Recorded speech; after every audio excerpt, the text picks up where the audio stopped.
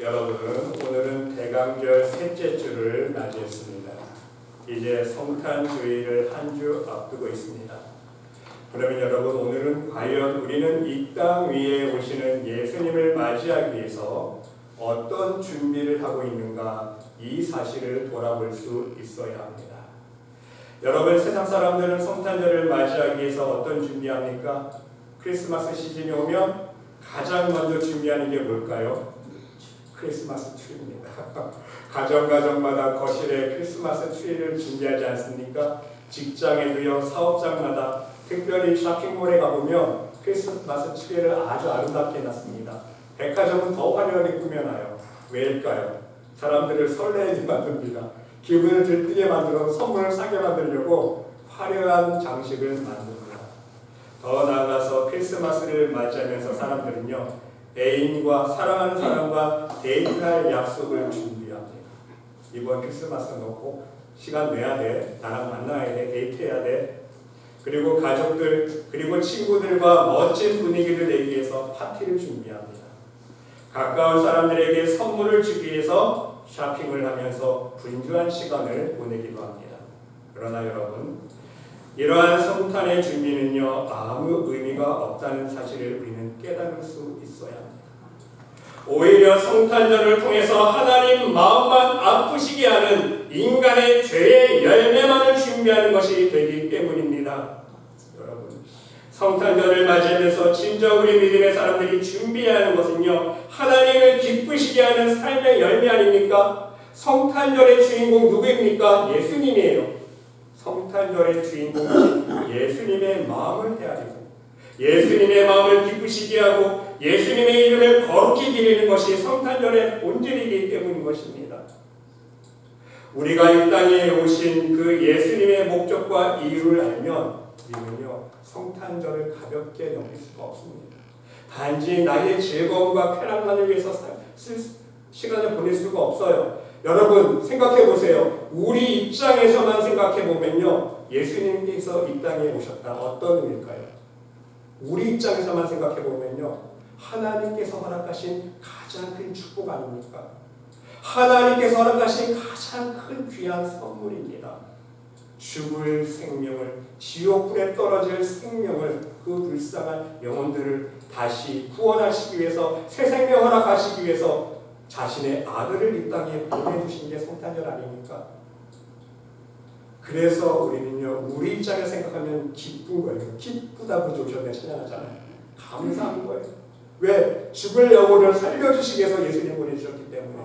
네, 여러분, 이제 입장 바꿔서 생각해 보세요. 예수님 입장에서 생각해 보면요, 예수님은요, 십자가에 달리시기 위해서 이 땅에 오셨습니다. 자기 영광 누리기 위해서가 아니에요. 평강의 왕으로는 오셨지만 그게 왕의 왕으로서 인간대가 하는 왕으로서 대접받았습니까? 아니잖아요. 천시받았습니다. 고난받으셨습니다. 핍박받으셨어요. 십자가에 못 박혀 죽으셨습니다. 여러분, 조금이나마 우리가 예수님의 입장을 헤아려 볼 수 있다면 바로 예수님의 뜻대로 순종하는 삶을 살려고 우리는 노력할 수 있어야 한다는 사실입니다. 하나님께서 베풀어 주신 그 구원의 열쇠인 믿음을, 하나님 주신 선물이잖아요. 그 믿음을 잃어버리지 않기 위해서, 지키기 위해서 바로 말씀 안에, 예수님 안에 거하는 삶을 살기 위해서 노력할 수 있어야 돼요. 그런데 여러분, 사람들은요, 심지어 많은 믿음의 백성들은요, 성탄절을 보내면서 하나님을 기쁘시게 하려고 노력하지 않습니다. 하나님 기뻐하시는 삶을 살려고 노력하지 않습니다. 오직 자신의 기쁨, 자신의 즐거움을 위해서 그 성탄절 연말의 시간을 다 투자하고 물질을 투자합니다. 가족과 친구와 사랑하는 애인을 어떻게 하면 기쁘게 할까? 거꾸로 됐죠. 어떻게 하면 하나님의 마음을 기쁘시게 할까? 어떻게 하면 하나님의 마음 좀 위로해드릴까? 우리를 살리기 위해서 아들을 죽이러 보내셨는데 그 하나님의 마음을 헤아리기보다는요, 나의 즐거움만 생각합니다. 나의 기쁨만을 생각한다는 사실입니다. 그러므로 여러분, 오직 오늘 우리는 진정 동방박사들이 아기 예수님의 예수님의 탄생을 맞이하기 위해서 어떤 준비를 했는가? 이 사실을 살펴보면서 동방박사들의 그 신앙의 모습을 본받을 수 있어야 합니다. 그리고 오늘 말씀을 통해서 동방박사들이 예수님을 만나기 위해서 준비했던 그 고귀한 마음의 준비들을 우리 모두가 배울 수 있는 귀한 은혜 시간이 될 수 있으시기를 간절히 주님의 이름으로 축원드립니다. 여러분, 첫 번째는요, 동방박사들은요 평소 그들의 삶에 있어서 성실한 모습으로 예수님을 맞을 준비를 했다는 사실입니다. 너무 중요한 사실이에요. 요령 피우지 않았어요. 여러분, 오늘 본문 2절 말씀을 보시기 바랍니다. 동방박사들은 이렇게 고백하고 있지 않습니까? 유대인의 왕으로 나시니가 어디 계시뇨? 우리가 동방에서 그의 별을 보고 그에게 경배하러 왔노라. 예수님의 상징하는 별을 발견한 거예요. 여러분, 동방박사들은 예수님의 별을 보고 경배하러 왔습니다. 어떻게 메시아를 예고하는 별을 찾아볼 수 있었습니까? 답은 분명합니다. 자신의 일, 자신의 직업에 충실했습니다. 자신의 일에 성실히 임했습니다. 여러분, 생각해 보세요. 별을 보다가 게으름 피우지 않았다는 것입니다. 한순간도 별의 움직임을 놓치지 않았다는 사실입니다. 만일 동방박사들이 별을 관찰하다가 조금이라도 잠시라도 졸았다면 예수님의 별을 발견할 수 있었을까요? 찾을 수 있었을까요? 못 찾았어요. 계속 망원경만 보고 있으니까 피곤하다. 목도 뻣뻣하고 아프고 좀 5분만 쉬었다 해야지. 10분만 좀 쉬었다 해야지. 잠시 쉬었다면, 딴짓했다면, 요즘 말로 말씀드리면 간식 먹으러 가고 전화하러 가고 급한 일 보러 가고 딴짓했으면요 예수님의 별을 발견하지 못했을 것입니다. 요령 피우지 않았습니다. 자기의 일에 직업에 성실히 임했다는 것. 여러분, 그렇습니다. 하나님은요 성실하신 분입니다. 우리 예수님은요 성실하신 분이십니다. 그러게 예수님을 만날 수 있는 사람은 어떤 사람입니까? 어떤 사람에게 우리 예수님께서 찾아와 주시고 함께해 주시고 만나 주십니까? 성실한 사람입니다. 자신에게 맡겨진 일에 요행 피우지 않는 사람, 자신에게 맡겨진 일에 최선의 땀을 흘리며 노력하는 사람, 자신에게 맡겨진 일에 성실하게 비가 오나 눈이 오나 한결같은 마음으로 행하는 사람, 이러한 사람에게 예수님은 찾아와 주신다는 사실입니다. 이런 성실한 사람이 예수님을 만날 수 있는 축복을 누릴 수 있다는 말씀입니다. 여러분, 올해 한 해를 한번 한 해를 돌아볼 수 있으시기를 바랍니다. 여러분에게 맡겨주신 하나님께 대한 크고 작은 일들이 있으실 것입니다. 얼마나 성실하게 하나님의 일에 임하셨습니까? 얼마나 꼼꼼하게 하나님의 일에 신경을 쓰셨습니까? 얼마나 성심성의를 다해 하나님의 일을 실천하셨습니까? 하나님의 일을 할 때마다 얼마나 간절히 기도하는 마음으로 준비하며 행하셨습니까? 혹시 하나님 앞에서 부끄러운 모습으로 행하지는 않으셨습니까? 내가 바쁘다고 대충 내가 좀 피곤하고 아프다고 미루고 빼먹고, 내 사정이 지금 좋지 않다고, 상황이 예전 같지 않다고 우선순위에서 밀려나고, 진정 하나님의 일에 성실한 마음의 자세로 대하지 못했던 우리의 연약함을 돌아볼 수 있어야 한다는 사실입니다. 여러분, 동방박사들은요 오늘 자신의 일에 성실했기 때문에 예수님의 별을 발견할 수 있었습니다. 그리고 그 별을 따라가서 아기 예수님을 찾아갔습니다. 결국은 만났습니다. 부디 여러분 모두도 오늘 동방박사들처럼 예수님을 만나는 축복을 온전히 이루기 위해서 여러분의 삶 속에 성실함으로 나아갈 수 있으시기를 바랍니다. 하나님의 일에 대해서 가장 최우선적으로 성실한 모습으로 나아가고, 여러분의 일상생활에 있어서도 성실한 모습으로 예수님을 만날 수 있는 준비를 할 수 있으시기 바랍니다. 이러한 성실한 사람에게 예수님 찾아와 주시는 것, 만나 주십니다. 여러분, 양들을 치던 목자 이야기 나오지 않습니까? 누가복음 3장. 이 목자들도 천사들을 만났습니다. 예수님의 탄생의 예고를 듣지 않았습니까? 어떻게 만날 수 있었습니까? 여러분 말씀 그대로 보세요. 누가복음 2장 8절부터 보니까 그 지경의 목자들이 밖에서 밤에 자기 양떼를 지키더니 그랬어요. 보세요 여러분. 밖이에요. 춥잖아요. 밤입니다. 깜깜해요. 졸립습니다. 그런데 지금 뭘 하고 있어요? 자기 임무를 수행하고 있어요. 어떤 임무? 양떼를 지키던 목자의 임무예요. 양떼를 지키는. 그렇지 않습니까? 밖에서 밤에 자기 양떼를 지키더니 춥다고 텐트 안으로 들어갔으면요 천사 못 만났어요. 밤이니까 졸립다고 졸고 있었다면요 주위의 사자 천사 못 만났습니다. 바뀌지만 춥지만 자기의 임무를 본무를 알고 양떼를 지키는 임무를 수행했을 때 주의 사자가 곁에 서고 주의 천사가 찾아옵니다.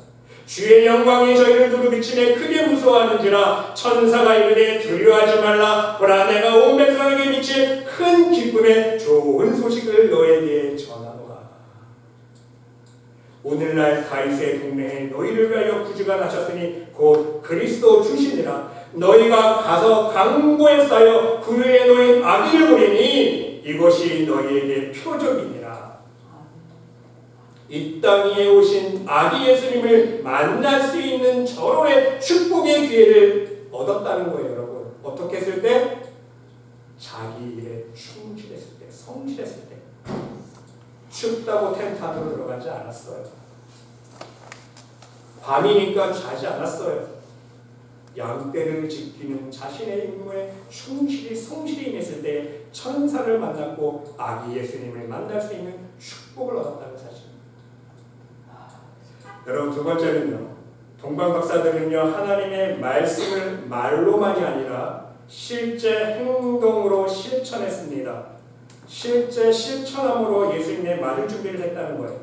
여러분 동방박사들에게서 우리가 배울 수 있는 또 하나의 예수님을 만날 수 있는 비결입니다. 이것이 하나님의 말씀을 머리로만, 하나님의 말씀을 지식으로만, 하나님의 말씀을 말로만 지키지 않았다는 사실입니다. 동방박사들은요 아마도 구약의 메시아에 대한 예언을 알고 있었을 것입니다. 그렇기 때문에 유대 예루살렘 지방에 찾아와서 이렇게 말하고 있지 않습니까? 유대인으로 왕으로 나신 이가 어디 계시뇨? 우리가 동방에서 그의 별을 보고 그에게 경배하러 왔노라. 그때에 헤롯 왕이 이 말을 듣고요. 동방박사들의 말을 듣고 이 말이 진실인지 진짜인지 가짜인지 확인하기 위해서 누구 부릅니까? 제사장들과 서기관들에게 다시 확인시켜요. 제사장들과 서기관들에게 그리스도가 어디서 나겠느냐 다시 물어봅니다. 확인하기 위해서. 왕이 모든 대제사장들과 백성의 서기관들을 모아 그리스도가 어디서 나겠느냐 물으니 제사장들과 서기관들의 대답을 우리는 여기서 유심히 살펴볼 수가 있어야 합니다. 가로되 유대 베들레헴이오니 이는 선지자로 이렇게 기록된 바 또 유대 땅 베들레헴아 너는 유대 고을 중에 가장 작지 아니하도다. 내게서 한 다스리는 자가 나와서 내 백성 이스라엘의 목자가 되리라 하였음이니라. 여러분 보세요. 무엇을 알 수 있습니까? 제사장들과요 서기관들 또한 구약의 메시아의 예언의 말씀을 잘 알고 있었습니다. 너무나도 잘 알고 있었어요. 메시아이신 예수님께서 어디서 나실지 정확한 장소까지 알고 있지 않았습니까? 그런데 동방박사들과의 차이점은 무엇입니까? 동방박사들은요 자신이 알고 있는 성경의 지식을 활용했습니다. 머리로 알고 있는 그 지식으로만 그치지 않고 말씀을 믿고 따랐습니다. 행동했어요. 실천했습니다. 예수님의 별을 발견하자 예수님의 별이구나 말로만 그치지 않았어요. 지식으로만 멈추지 않았습니다. 즉시 행동으로 옮겼습니다. 즉시 그 말씀을 따라 실천했습니다.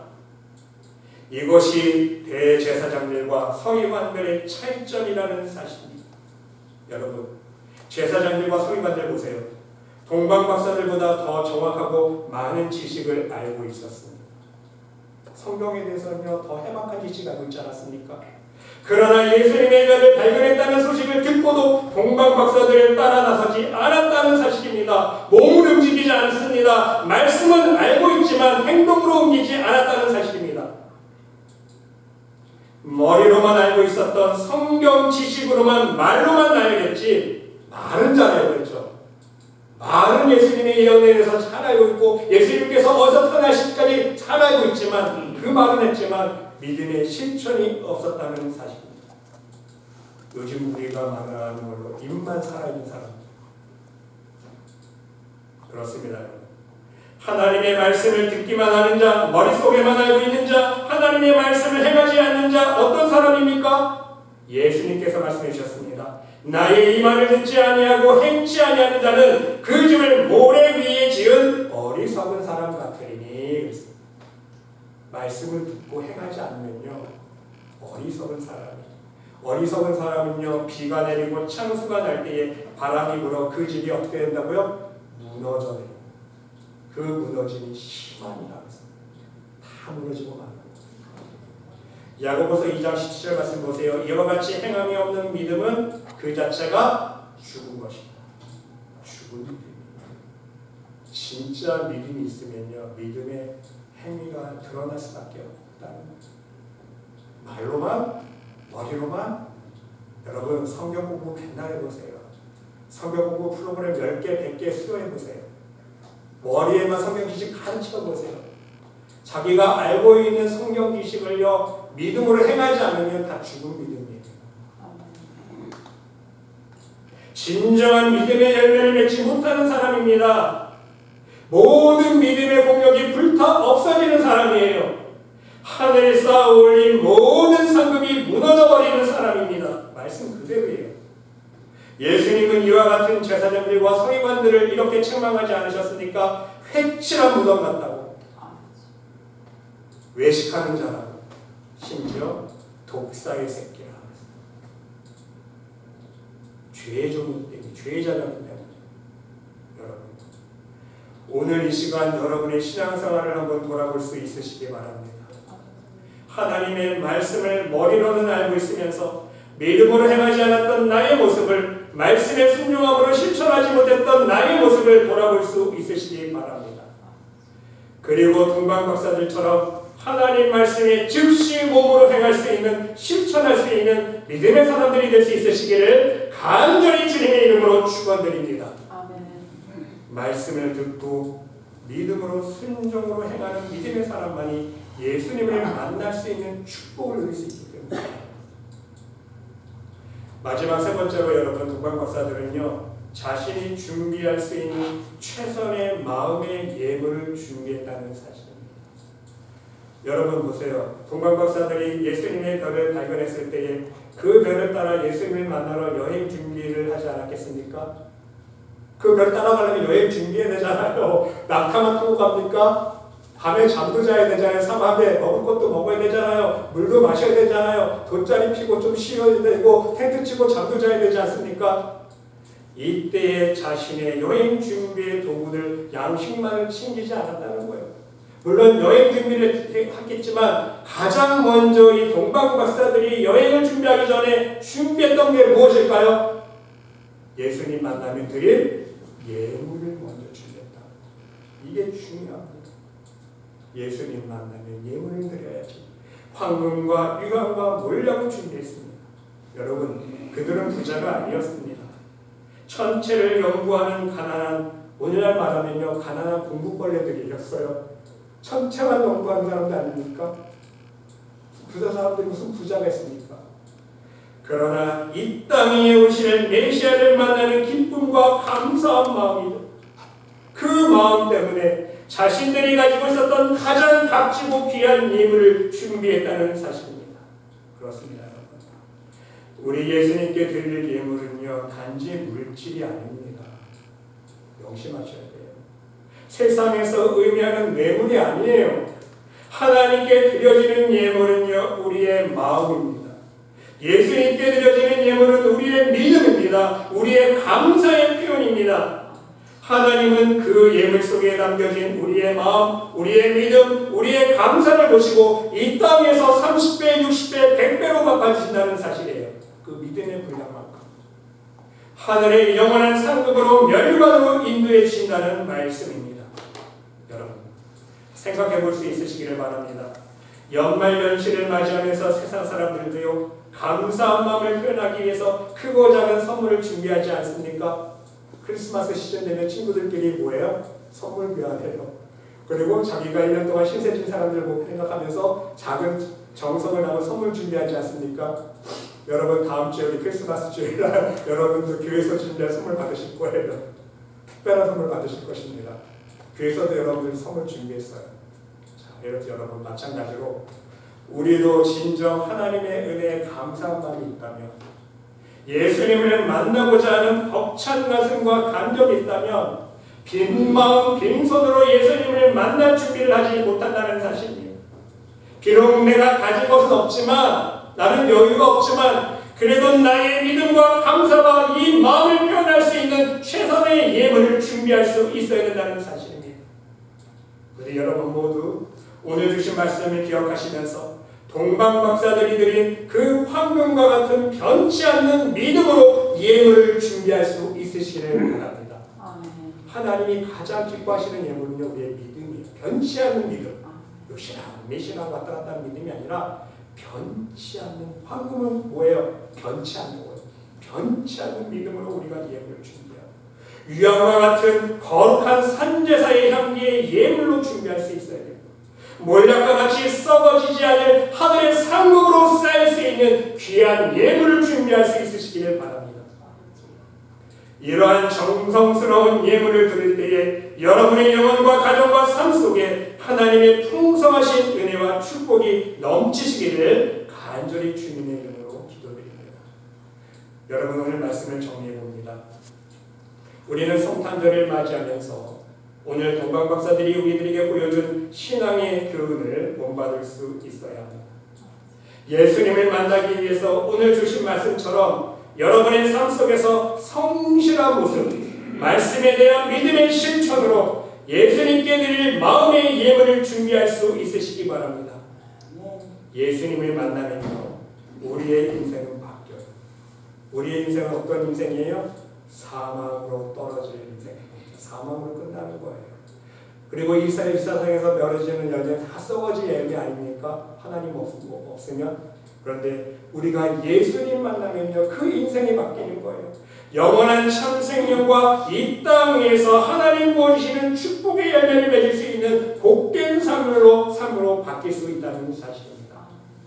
부디 여러분 모두 올해도 성탄절을 맞이하면서 준비하실 때에 예수님 안에 숨어있는 그 하나님의 참 생명과 평강과 하늘의 축복이 여러분의 영혼과 가정 위에 충만히 넘칠 수 있으시기를 간절히 주님의 이름으로 축원드립니다.